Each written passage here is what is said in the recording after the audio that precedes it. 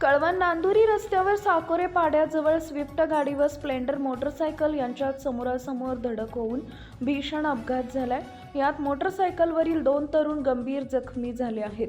दोघांच्या पायाला गंभीर दुखापत झाली असून दोघांवर कळवण इथं प्राथमिक उपचार करून नाशिक येथील खाजगी रुग्णालयात हलवण्यात आलं आहे।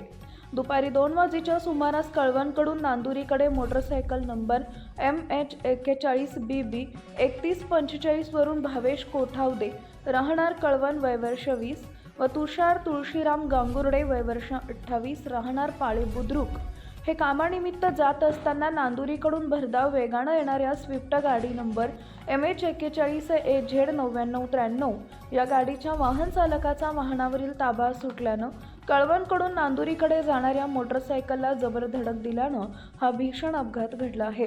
दोघांच्या पायाला गंभीर दुखापत झाल्यानं त्यांच्यावर कळवण इथं प्राथमिक उपचार करून त्वरित नाशिक येथील खाजगी रुग्णालयात हलवण्यात आलं आहे। दिंडोरी वृत्तांत न्यूज विभागीय संपादक यशवंत पालवी, कळवण।